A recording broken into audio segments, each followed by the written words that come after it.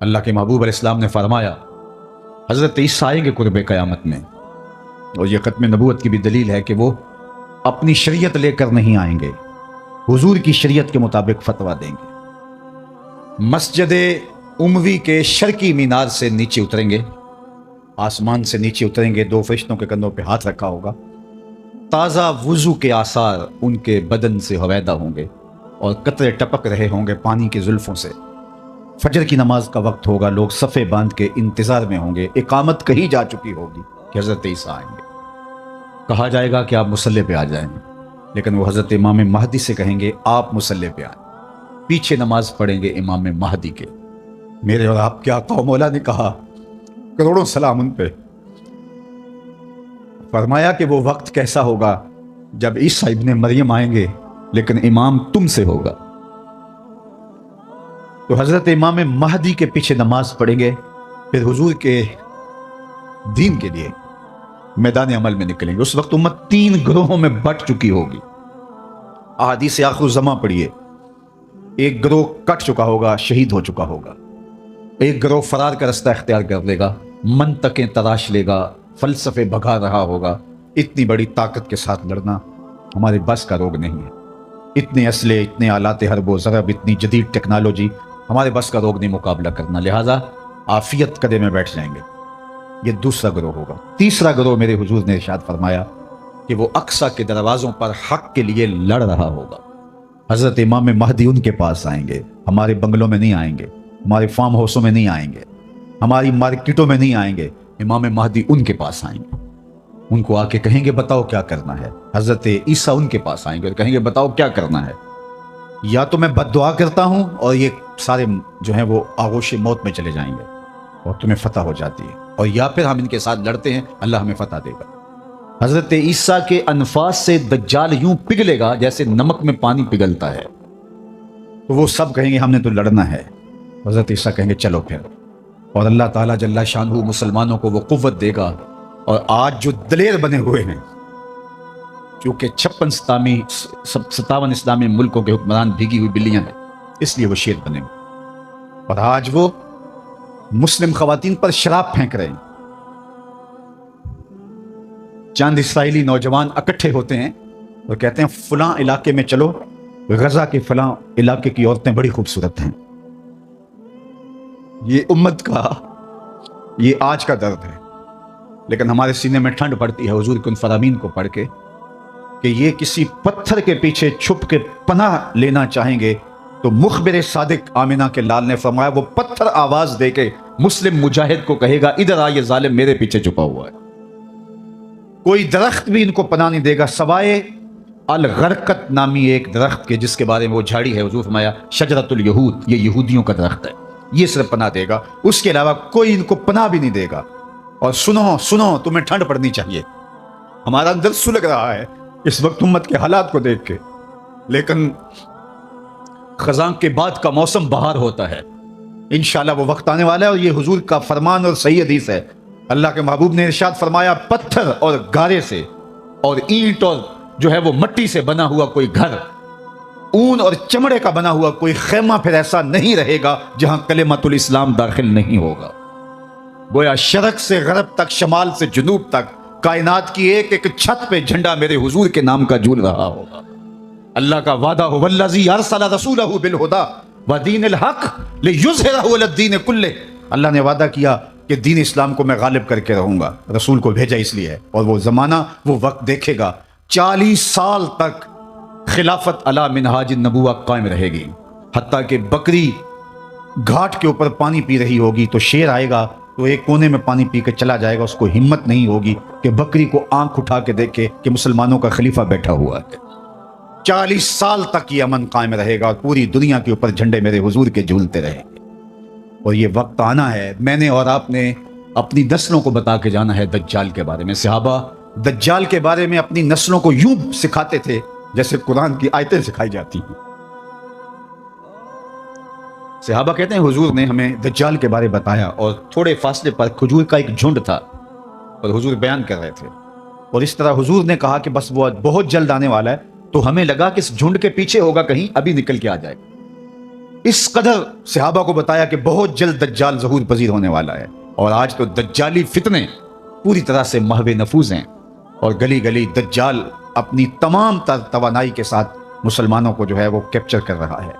میں کہتا ہوں اگر ہم نے اپنی نسل کو نہ بتایا تو آنے والی نسل ہماری دجال کے قبضے میں ہوگی، اگر اس کے ساتھ نفرت پیدا نہ کی تو، چونکہ وہ بھرپور پیکج بھی دے گا، زندہ بھی کرے گا، مارے گا بھی۔ آج بھی لوگ کہتے ہیں جناب جو ہے وہ ہم نے اپنی معیشت بھی تو بچانی ہے، ہمارے ایوان بالا کے اندر قرارداد پیش کی کہ ہمیں بھی ڈالر چاہیے، تو وہ پیکج بھی دے گا اور دوسری جانب خوف بھی دے گا، اور بہت سارے لوگ دجال کے ساتھ کھڑے ہو جائیں گے، لیکن جن کے سینے میں ایمان کا چراغاں ہوگا وہ ٹکڑے ٹکڑے بھی کر دے گا، پھر بھی کلمہ حق نہیں چھوڑیں گے۔ ہم نے اپنے آپ کو اتنا مضبوط کرنا ہے، اپنی نسلوں کو اتنا مضبوط کرنا ہے، یہ کسی صورت کے اندر بھی دجال کے ساتھ کھڑی نہ ہو۔ یہ جو 30 جھوٹے نبوت کے دعوے دار ہیں، ان کو کذاب بھی کہا گیا، ان کو دجال بھی کہا گیا، اور دجال اعظم بڑا دجال وہ سب سے آخر میں آنے والا ہے، لیکن وہ اس کا استدراج تو ہوگا جو کچھ دیر چلے گا، لیکن حضرت عیسیٰ کے انفاس سے وہ پگھل جائے گا اور اللہ اسلام کا بول بالا کرے گا۔ تو آج نہیں تو کل اسلام کا بول بالا ہونے والا ہے۔ ان مشکل حالات میں تذبذب میں مبتلا نہیں ہونا، کمزوری میں نہیں آنا۔ یہ مشکل حالات ہیں اس وقت امہ کے اوپر، اور 56-57 اسلامی ملک جو ہے وہ ہتھیار پھینک چکے ہیں۔ یہ کل کا ہی آپ جنرل اسمبلی کا اجلاس اٹھا کے دیکھیے، کشمیر کی بات کی ہی نہیں گئی، چھوڑ دیا کشمیر کو، فلسطین کا بھی نام چھوڑ دیں کوئی پرواہ نہیں، زمانہ چھوڑ دیں۔ میں کہتا ہوں مالک وہ جو ڈٹے ہیں اقصیٰ کے دروازے پہ، ان کے حوصلے نہ ٹوٹنے دینا، ان کو سربلند رکھنا، ان کو اونچا رکھنا، اور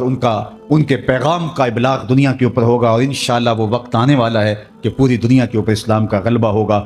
ملیں گے سینہ چاکانے چمن سے سینہ چاک، بزم گل کی ہم نفس باد صبا ہو جائے گی، شبنم افشانی پیدا کرے گی میری سوز و ساز، اس چمن کی ہر کلی درداشت نہ ہو جائے گی، آسماں سحر کے نور سے ہوگا آئینہ پوش، اور ظلمت رات کی سیما پا ہو جائے گی، شب گریزاں ہوگی آخر جلوائے خورشید سے، یہ چمن معمور ہوگا نغمہ توحید سے۔ انشاءاللہ ہم نے حصہ ڈالنا ہے اور دعا کرنی، اللہ اگر ہماری زندگی میں حضرت امام مہدی حضرت عیسیٰ آئے، اللہ ان کے لشکر میں شامل فرمانا، اور ہماری اولادوں یا اولادوں کی اولادوں کی زندگی میں یہ سعادت ان کو نصیب ہو، تو اللہ وہ دجال کے ساتھ نہ کھڑے ہوں، وہ امام مہدی کے ساتھ کھڑے ہوں، حضرت عیسیٰ کے ساتھ کھڑے ہوں۔ اور انشاءاللہ مجھے یقین ہے کہ ہماری نسل دجال کے ساتھ نہیں کھڑی ہوں گی، ان کی روح اور دین کا نور ان کے سینے کے اندر انڈھیل گئے، اس کے 2 آنکھوں کے درمیان واضح طور پہ کافر لکھا ہوگا، جو مومن دیکھے گا بھی پہچانے گا بھی، اور جب پہچان لے گا پھر کوئی فرق نہیں پڑتا کہ اس کے ٹکڑے کیے جاتے ہیں، اس کے جسم کی بوٹیاں کی جاتی ہیں یا قیمہ کیا جاتا ہے، اس کو کوئی فرق نہیں پڑتا، وہ کھڑا ہو کے کہے گا کہ میں تیرے ساتھ نہیں ہوں، میں حضرت عیسیٰ کے لشکر میں شامل ہوں۔ اللہ جل شانہ کی بارگاہ میں آپ سارے لوگوں کی آمین کے ساتھ دعا ہے کہ اللہ اس امت کو غلبہ عطا فرمائے، اور ہمیں حضور علیہ الصلوۃ والسلام کے دین کا سچا سپاہی بنائے، اور دنیا آخرت کی بلائیاں ہمارا مقسوم کرے۔ اقبال کے سارے فلسفے کا رس نچوڑیں تو جو جوس نکلتا ہے، رس نکلتا ہے، وہ یہ ہے کہ محمد سے وفا تو نے تو ہم تیرے ہیں، یہ جہاں چیز ہے کیا لوح و قلم تیرے ہیں۔ اقبال کہتا ہے حضور سے وفا کر لو، پھر قلم بھی تمہارے ہاتھ میں دے دیں گے، تختی بھی تمہیں ہی دے دیں گے، لوح بھی تمہیں پکڑا دیں گے، پھر تمہاری تقدیر کے فیصلے واشنگٹن میں نہیں ہوں گے، بلکہ خدا بندے سے خود پوچھے گا بتا تیری رضا کیا ہے۔ انور نکالتے ہیں اور پہرے پر مامور اس صحابی کو ارشاد فرماتے ہیں کہ تم چلے جاؤ، میری حفاظت میرے رب نے اپنے ذمہ کرم پہ لے لی۔ سوال یہ ہے کہ جتنے بھی پیغمبر، نبی، رسول، جتنے بھی پیغمبر، نبی اور رسول تشریف لائے ہیں، اللہ جل شانہ کے سچے اور فرستادہ رسول اور پیغمبر تھے، انہیں شہید کیا گیا، لیکن اللہ نے ان کی حفاظت نہیں فرمائی۔ حضور بھی اللہ کے نبی ہیں، لیکن اللہ نے اپنے محبوب کی حفاظت اپنے ذمہ کرم پہ لی اور کہا کہ محبوب تیری حفاظت ہمارے ذمہ رہی۔ تو یہ ایک دوسرا سوال ہے۔ قرآن بھی اللہ کی کتاب اور باقی کتابیں بھی جو اس سے پہلے نازل ہوئی وہ بھی اللہ کی کتاب۔ حضور اللہ کے رسول، باقی اس سے قبل جو رسول اور پیغمبر ہوئے وہ بھی اللہ کے فرستادگان، ان کی حفاظت اپنے ذمہ کرم پہ نہیں لی، حضور کی حفاظت اپنے ذمہ کرم پہ لی۔ اس کا جواب ہی ختم نبوت کی دلیل ہے، اور وہ یہ کہ اگر کسی کتاب میں تحریف راہ پا جاتی ہے تو کوئی بات نہیں، نئی کتاب اترنے والی ہے، اور لوگوں کے لیے ہدایت کا سرچشمہ سوکھنے والا نہیں، نئی کتاب آنے والی ہے۔ کوئی بات نہیں، یہ کتاب میں تحریف راہ پا گئی ہے تو دوسری کتاب آئے گی، اس میں تحریف کر لی تیسری کتاب آئے گی، اس میں تحریف کر لی تو چوتھی کتاب آئے گی۔ قرآن کے بعد چونکہ کوئی کتاب نہیں ہے، فَبِأَيِّ حَدِيثٍ بَعْدَهُ يُؤْمِنُونَ، اس کے بعد تم کس پہ ایمان لاؤ گے؟ اگر اس میں بھی تحریف کی راہ پائی جاتی ہے تو پھر قیامت تک آنے والے انسانوں کے لیے ہدایت کا کوئی سرچشمہ نہیں ہوگا۔ تو قرآن کی حفاظت کا ذمہ اپنے ذمہ کرم پہ لینا اس بات کی دلیل ہے کہ قرآن کے بعد کوئی کتاب اترنے والی نہیں ہے۔ ایک پیغمبر کو شہید کر دیا جاتا ہے، کوئی بات نہیں، اس کی جگہ نیا پیغمبر آنے والا ہے، اتمام دین کرے گا، اتمام توحید کرے گا، اللہ کے پیغام کا ابلاغ کرے گا، رشد و ہدایت کا چشمہ سوکھے گا نہیں، اس کے ذریعے سے نور بٹتا رہے گا، اجالے پھیلتے رہیں گے۔ دوسرے نبی کو شہید کر دیا جاتا ہے، تیسرے نبی کو، لیکن حضور علیہ السلام کی حفاظت اللہ نے اپنے ذمہ کرم پہ لی کہ محبوب آپ نے اتمام دین کرنا ہے، اگر آپ کو نقصان پہنچ جاتا ہے تو پھر اتمام دین کون کرے گا؟ حضور علیہ السلام کی حفاظت کا اللہ کے ذمہ کرم پہ ہونا اس بات کی دلیل ہے کہ حضور کے بعد کوئی پیغمبر آنے والا نہیں۔ پس خدا بر ما شریعت ختم کر، بر رسول ما رسالت ختم کر۔ لیکن جعلی لوگ، دو نمبر لوگ اپنے آپ کو نبوت اور رسالت کے دعوے کے ساتھ سامنے لاتے رہیں گے، اور وہ اللہ کے محبوب نے پہلے ارشاد فرما دیا کہ میرے بعد 30 کے قریب دجال آئیں گے جو یہ دعویٰ کریں گے، یہ گمان کریں گے کہ ہم نبی ہیں، ہم رسول ہیں، لیکن فرمایا کہ میرے بعد کوئی رسول نہیں ہے، میں آخری نبی۔ تو مختلف ادوار کے اندر لوگ آتے رہے اور جنہوں نے ادعائے نبوت کیا۔ خود جناب رسالت مآب صلی اللہ علیہ وآلہ وسلم کے زمانے میں مسیلمہ کذاب یمامہ کا ایک شخص اٹھا اور اس نے کہا کہ میں پیغمبر ہوں، اور 40,000 لوگ اپنے گرد اس نے جمع کر لیے، اور حضرت سیدنا صدیق اکبر رضی اللہ تعالی عنہ نے اس کے معارضے میں، اس کے مقابلے میں باقاعدہ فوج بھیجی۔ 13,000 کے قریب لشکر جا کے اس کا معارضہ کرتا ہے، اس کا مقابلہ کرتا ہے اور اسے شکست فاش دیتا ہے، اور اس راستے کے اندر اس جنگ میں 1200 مسلمان شہید ہوتے ہیں۔ اگر آپ کی توجہ میری جانب مبذول ہو اور غور اور تدبر کے ساتھ سننے کا مزاج اگر آپ رکھتے ہیں تو بہت غور و فکر کے ساتھ سننے کی باتیں ہیں کہ 27 جنگیں حضور نے لڑی ہیں اپنی زندگی میں، حیات طیبہ میں 10 سالہ زندگی جو مدنی ہے اس میں 27 جنگیں ہوئی ہیں۔ ان 27 جنگوں کے اندر جو ٹوٹل نقصان ہوا ہے جانوں کا، جو شہادتیں ہوئی ہیں مسلمانوں کی، ان کی تعداد 1000 سے بھی کم ہے۔ 27 جنگوں کے اندر جو مسلمان شہید ہوئے ہیں وہ 800 سے کچھ اوپر نیچے، 1000 تک بھی ان کی تعداد نہیں پہنچتی۔ اس میں بدر بھی ہے، اس میں احد بھی ہے، جنگ حنین بھی ہے، غزوہ تبوک بھی ہے، جنگ یرموک بھی ہے، کتنے بڑے بڑے مارکے ہیں، غزوہ احد بھی ہے۔ لیکن ٹوٹل جو مسلمانوں کو شہادتیں نصیب ہوئیں ان 27 جنگوں میں، ان کی تعداد ہے 1200 اور 800 کے آگے پیچھے۔ اور صرف مسیلمہ کذاب ختم نبوت کے باغی کے خلاف جو ایک جنگ لڑی گئی دور صدیقی میں، اس میں صرف 1200 لوگوں نے جانیں ماری ہیں۔ 27 جنگوں میں اتنی شہادتیں نہیں ہوئیں جتنی اس ایک جنگ میں شہادتیں ہوئی ہیں۔ یہ بات سمجھنے کے لیے کافی ہے کہ ختم نبوت کا مسئلہ کتنا حساس مسئلہ ہے، اور اس حوالے سے صدر اول کے مسلمان صحابہ انہوں نے کوئی کمپرومائز نہیں کیا اور پوری قوت کے ساتھ ڈٹ کر کے ظالموں کا مقابلہ کیا۔ ایک تو اس بات کو ہم اچھی طرح سمجھ لیں۔ دوسری بات وہ یہ کہ 30 کے قریب حضور نے فرمایا دجال آئیں گے، اور جو ادعا کریں گے، دعویٰ کریں گے کہ میں نبی ہوں، رسول ہوں، اور وہ جھوٹے ہوں گے۔ اور مختلف ادوار میں لوگ آتے رہے، مسلمہ کذاب، اسود انسی اور سجا، یہ تو اسی زمانے میں آ گئے،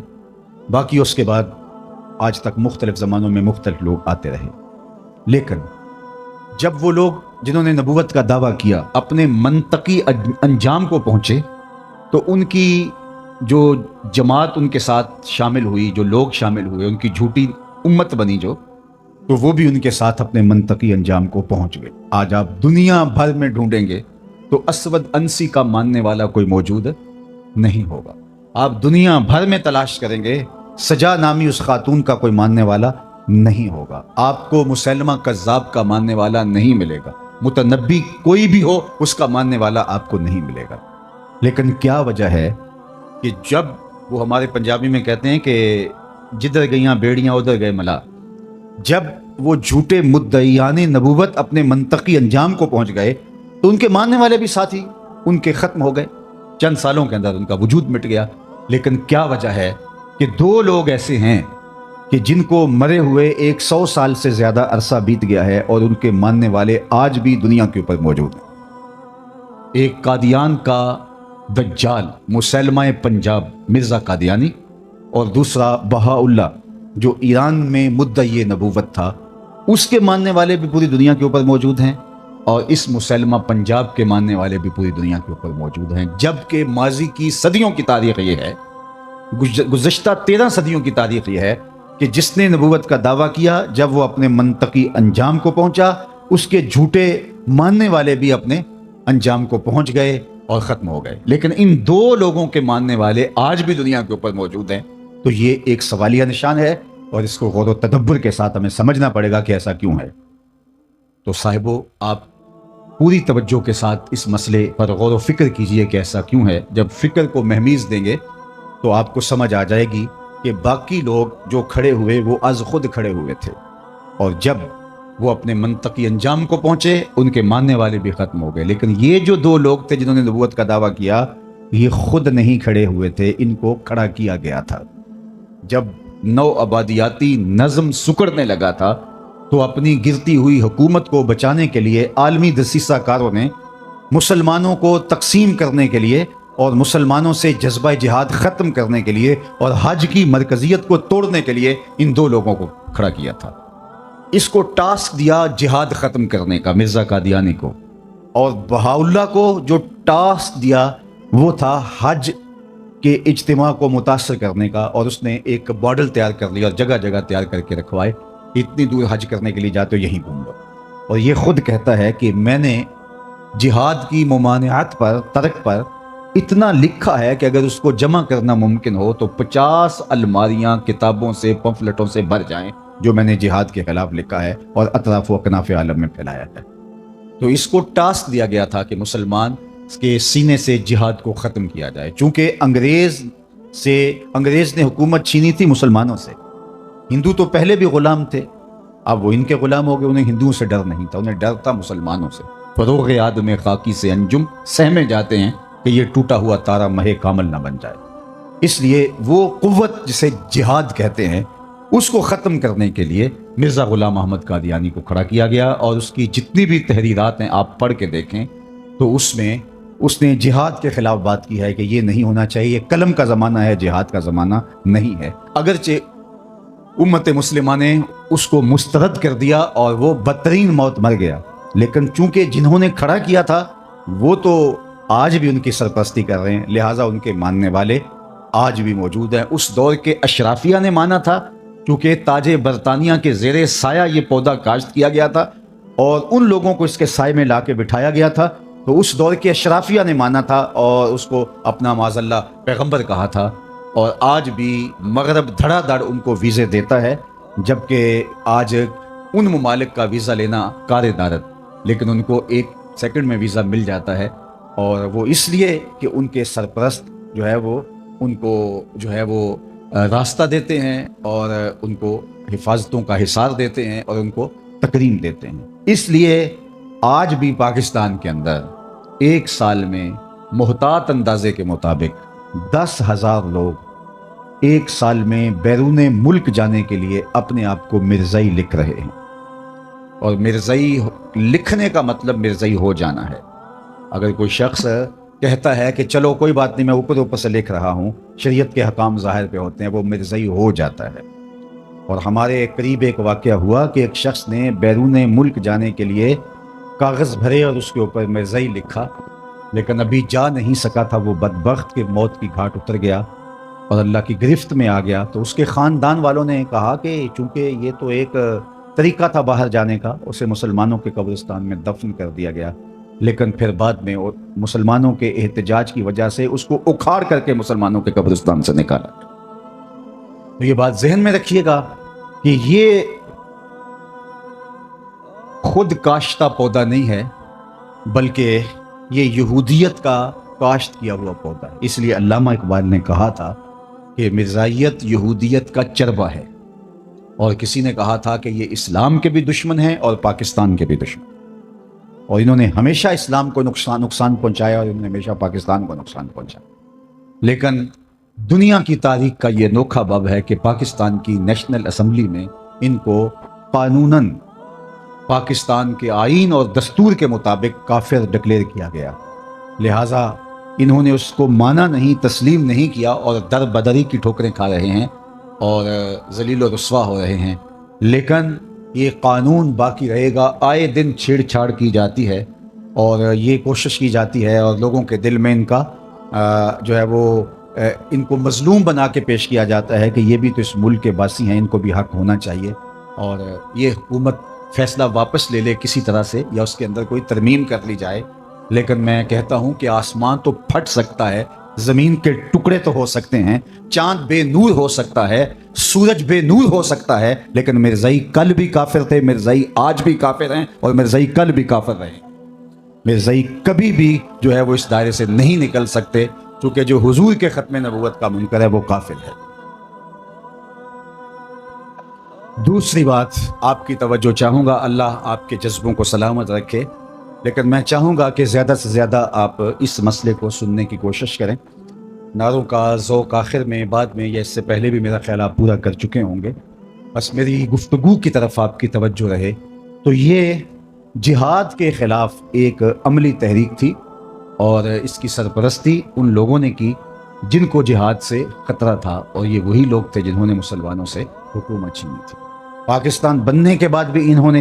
پاکستان کو قبول نہیں کیا۔ آج بھی ربوے کے اندر جو قبریں ہیں، وہاں جو لوگ ان کے دفن ہوتے ہیں ان کو امانتاً دفن کیا جاتا ہے۔ وہ کہتے ہیں کہ پاکستان ٹوٹ جائے گا، ان کے عقائد میں یہ شامل ہے، اور ہم ان لاشوں کو اٹھا کے قادیان میں جا کے دفن کریں گے۔ جب پاکستان ایٹمی طاقت بنا تو پوری دنیا کے اوپر چراغاں کیا گیا، لیکن ربوے میں سوگ منایا گیا، اور جب پاکستان دو لخت ہوا، پاکستان جب ٹوٹا اور بنگلہ دیش اور پاکستان دو الگ حصوں میں بٹا، تو اس وقت قادیان میں چراغاں کیا گیا تھا، اور ان کا خیال تھا کہ پاکستان بھی عنقریب ٹوٹ جائے گا۔ لیکن میں بار بار کہہ چکا ہوں، مشکل وقت قوموں پہ آتے ہیں، آتے رہیں گے، ہمارے گھروں میں بھی آتے ہیں، خاندانوں میں بھی آتے ہیں، بستیوں شہروں میں بھی آتے ہیں، لیکن سن لیجئے، پاکستان ختم ہونے کے لیے نہیں، قیامت تک قائم رہنے کے لیے مارز وجود میں آیا۔ پاکستان مٹنے کے لیے نہیں بنا تھا، یہ سبز ہلالی پرچم قیامت تک فضاؤں میں جھولتا رہے گا، اور پاکستان کل بھی زندہ باد تھا، پاکستان آج بھی زندہ باد ہے، اور پاکستان کا نام روشن رہے گا۔ مشکل وقت گزر جائے گا انشاءاللہ، اور پھریرے پاکستان کی عظمتوں کے لہراتے رہے۔ تیسری بات، اور میری گفتگو اختتام کی طرف چلی جائے گی، کہ جہاد کے خاتمے کے لیے یہ سارا ڈرامہ رچایا گیا تھا۔ بہاؤاللہ کی جو تحریک تھی وہ حج کے خاتمے کے لیے وہ ڈرامہ رچایا گیا تھا، اور یہاں جہاد کے لیے، لیکن جہاد ختم ہونے والا نہیں ہے۔ میرے اور آپ کے آقا و مولا مخبر صادق، ہمارے ماں باپ ان پہ قربان، آپ نے کہا تھا جہاد قیامت تک جاری رہے گا، تھوڑے لوگ ہوں گے لیکن لڑتے رہیں گے، اور فرمایا اقصی کے دروازوں پر لوگ موجود رہیں گے جو جہاد کا پرچم اٹھائے رکھیں گے۔ اور آج اقصی کے دروازوں پر لڑنے والے غزہ کے ان مجاہدوں کو ہم سیلوٹ کرتے ہیں، سلام پیش کرتے ہیں کہ پوری دنیا نے ان کا ساتھ چھوڑ دیا، اور کفر اسرائیل کے ساتھ آ کے کھڑا ہو گیا۔ اپنے سرکاری جہاز میں بیٹھ کے بھی برطانیہ کا وزیر اعظم پہنچ سکتا تھا اسرائیل میں، لیکن اس نے ترجیح دی جنگی جہاز میں بیٹھ کر کے وہاں پہنچنے کی، اور اس نے عملاً بتایا بھی اور کہا بھی کہ میں اس لیے جنگی جہاز میں جا رہا ہوں اسرائیل، تاکہ ان کو میں بتا سکوں کہ ہم ہر طرح سے تمہارے ساتھ ہیں۔ لیکن 56-57 اسلامی ملکوں میں کوئی ایک بھی نہیں گیا جو غزہ کے یتیموں کے سر پہ ہاتھ رکھ سکے کہ ہم بھی تمہارے ساتھ ہیں۔ لیکن غزہ کے مجاہدوں، تمہیں سلام ہو، تمہیں آمنہ کا لال دیکھ رہا ہے۔ سنو میرے حضور نے ارشاد فرمایا، والذی، ارشاد فرمایا حضور نے کہ قرب قیامت میں جب دجال آئے گا، ابھی تو دجال کا ظہور ہونے والا ہے، دجالی قوتوں کا ظہور ہے، لیکن فرمایا قرب قیامت میں جب دجال آئے گا تو میرے غلام اس کے مقابلے میں نکلیں گے حق کے راستے پہ اپنا سب کچھ کٹوانے کے لیے۔ سنو، صحاح کی روایت ہے، انی لا عارف اسماءہم، میں اپنے ان غلاموں کو نام بنام جانتا ہوں، واسماء آبائہم، ان غلاموں کے ماں باپ کے ناموں کو بھی جانتا ہوں۔ کہانی ختم نہیں ہوئی، وَأَلْوَانَ خُيُولِهِمْ، جن سواریوں پر چڑھ کے جہاد کریں گے میں محمد ان سواریوں کے رنگوں کو بھی جانتا ہوں۔ کون سا غلام، کس کا بیٹا کس رنگ کی سواری پہ بیٹھ کے جہاد کرے گا، حضور فرمایا میں پہچانتا ہوں۔ غزہ والو تمہیں مبارک ہو، تجھے آمنہ کے لال پہچان رہے ہیں۔ زمانہ تمہیں چھوڑ دے، تمہیں پرواہ نہیں ہونی چاہیے، اس لیے کہ آمنہ کے لال تمہیں پہچانتے بھی ہیں، تمہیں جانتے بھی ہیں، اور جن سواریوں پہ تم جہاد کر رہے ہو ان سواریوں کے رنگوں کو بھی پہچانتے ہیں، اور یہ جہاد کبھی ختم نہیں ہوگا۔